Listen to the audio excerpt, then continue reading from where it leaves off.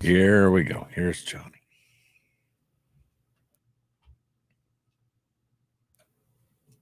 Sekeres and Price from the Historic Wall Center. You can text us 778-402-9680. Email live at sekeresandprice.com. All of it to the Great Clips inbox. Great Clips. It's going to be great. Indeed. Join us Saturday at Greta.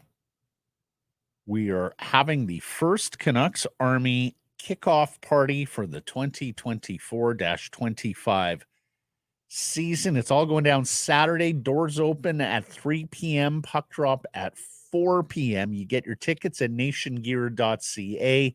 It's in support of the BC Mental Health Foundation. We'll have prizes, trivia. We'll watch some hockey.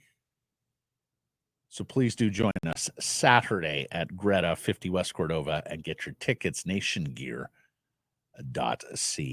Okay, well, if the onside kick wasn't desperate enough, here comes a big move from the BC Lions that for some people maybe should have happened some time ago.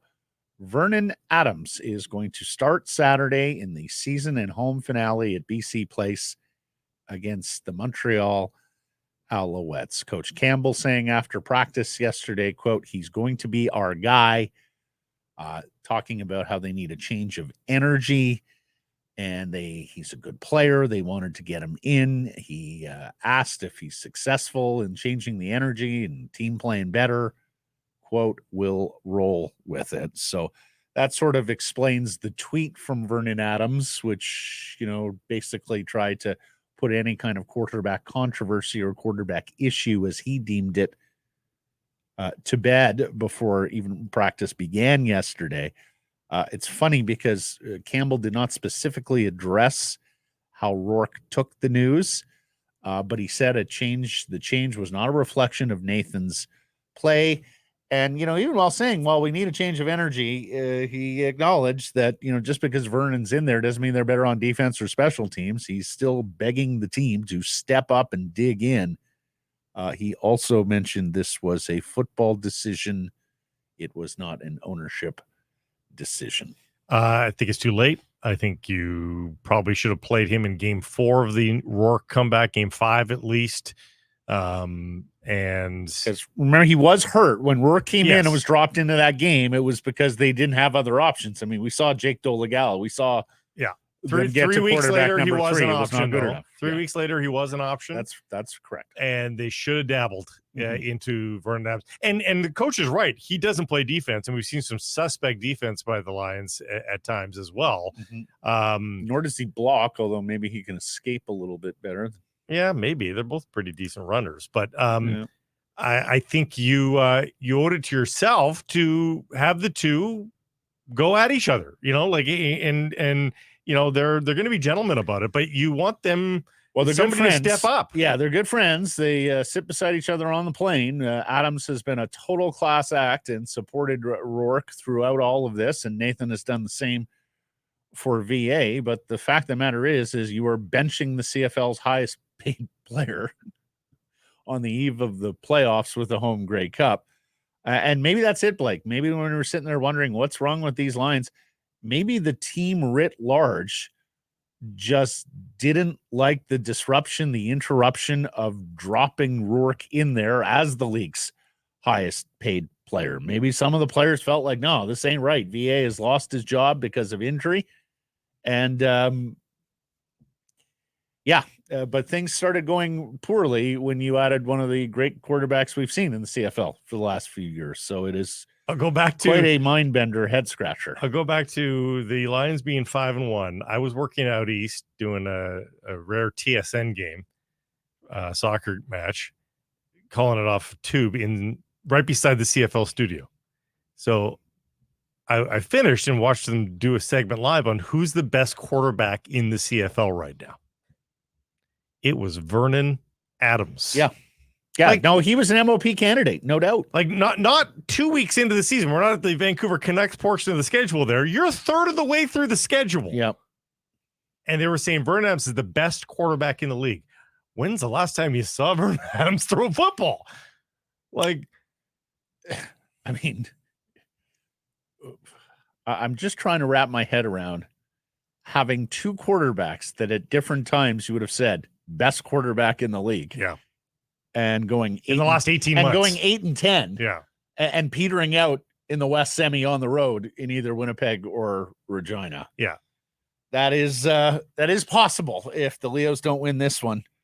Wow. And can't get it done on the road in the playoffs. Whitecaps, as you know, they have the huge one this week at Real Salt Lake.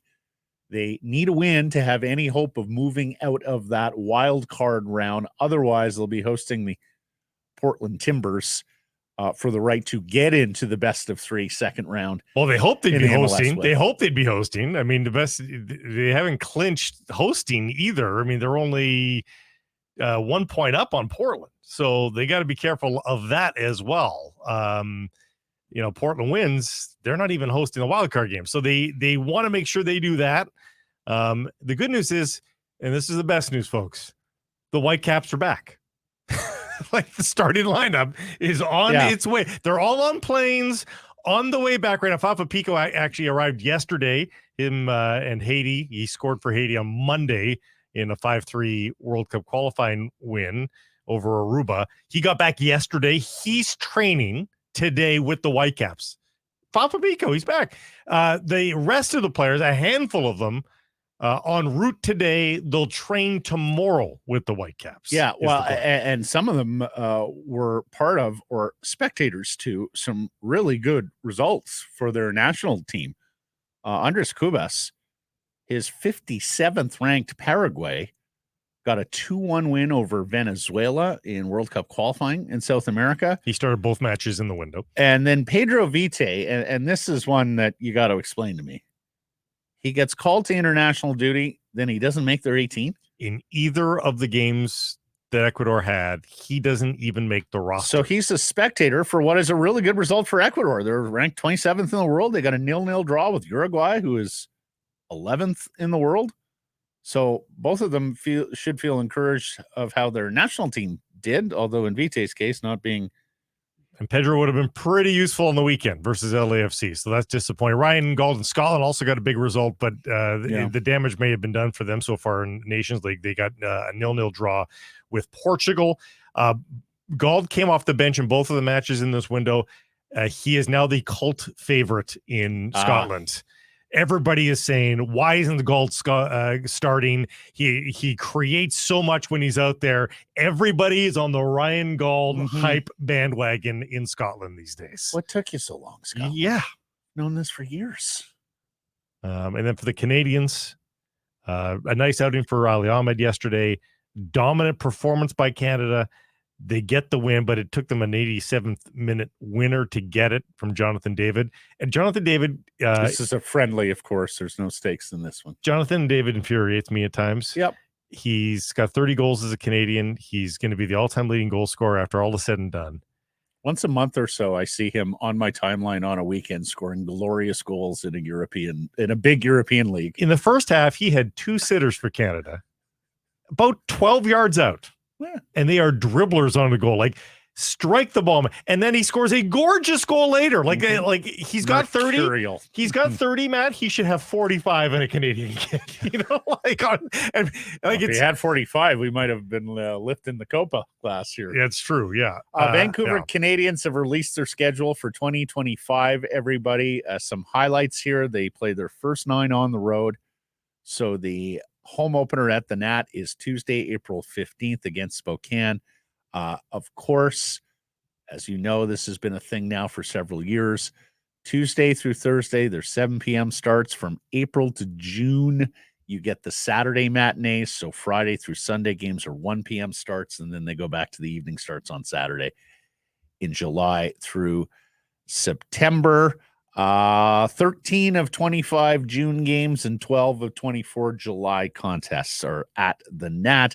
They spend a good deal of August on the road and then finish with a homestand in that first week of September. Of course, you can get your tickets at CanadiansBaseball.com. And speaking of baseball stadiums, just following up on the story we did last week where the roof was torn off of Tropicana Field in the Tampa St. Pete area, we learned today that it will not be ready for the Rays season opener on March 27th.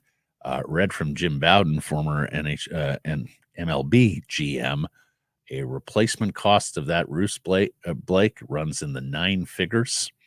They cannot go with an open roof concept because we had wondered, hey, I mean, Mother Nature has taken the roof. Do you just play outdoor baseball? There is not appropriate drainage in that facility. It was never built with the idea that rain would come on in. And right now, Major League Baseball doesn't know where they're playing games next year. People are speculating that Steinbrenner Field in Tampa, the Yankees preseason home, has capacity for 11,000 plus, which is not bad. Roughly what the Rays draw anyways. That's not bad. There's the big Disney baseball complex over in Orlando, which is about an hour away. Maybe they can make use of that. I mean, the Jays, Phillies have spring training facilities there in the area if they're so inclined. I've been to the Phillies facility. It's gorgeous, but again, Yankees one's probably the biggest one. Yeah. And then others are saying, hey, why don't you reward the good people of Oakland, give them a team back? And it does lead to the Oakland Rays. You see what they did there?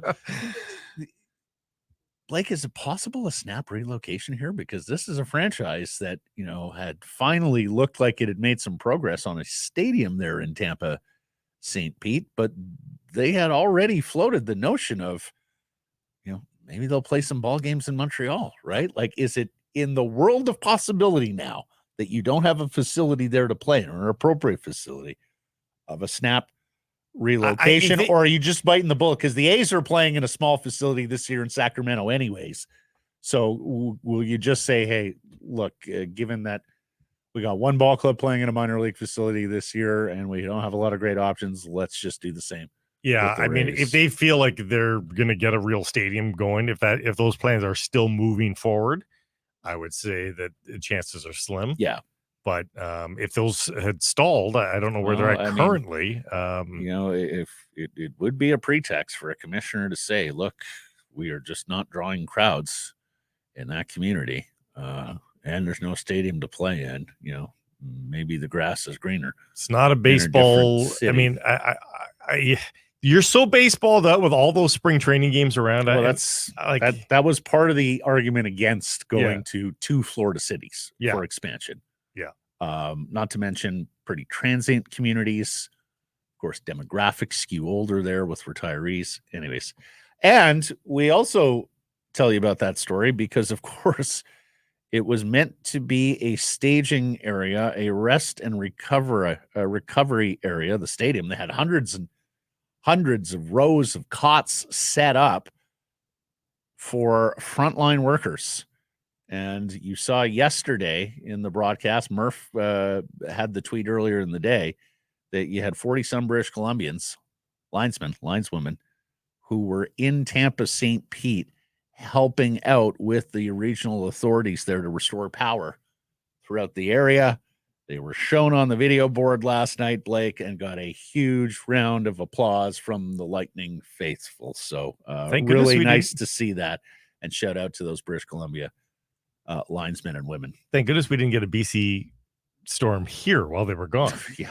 We would have been a little short-handed. Poll question results from Tuesday asked you, is it too early to be worried about Elias Pettersson? 1,700 votes. The people said?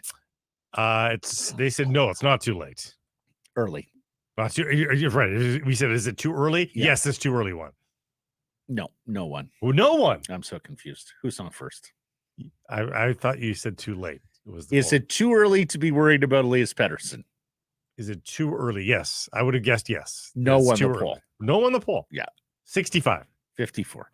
Okay. I have won. No, it is not too early. He was terrible at the end of last season in playoffs. How much more motivation do you need? Saw a lot of that. TM11. No, considering it's been going on since February, and apparently the knee tendonitis really never went away. He just got used to it. CJ, people already hitting the panic button after 2 games is quite hilarious. D Handle, I'm worried about Miller. He doesn't seem right after that fight. I hope he doesn't try and push through an injury this early in the year. And then Steve says, read the tea leaves. PD isn't a talkative guy, and that's okay. Ball is in Alvin's court. Something has to give. We shall see. We shall. Errors and omissions from yesterday's program. Going to self-report. I said the Lions game Friday. It is Saturday against the Montreal Alouettes. And John Shannon had 6 Canucks games on Amazon Prime this season. It is just the 4 this season, although John predicts that will increase in future years up to 6 per Canadian team. Anything to self-report? No, nothing. Thanks for joining us, everybody. Appreciate you spending some time to connect with us. Please do subscribe to all our assorted channels, YouTube, and wherever you get your podcasts. Follow on social. That's X, Insta, Facebook, TikTok, and YouTube. And, of course, support the community sponsors you hear us telling you about. Keep it local.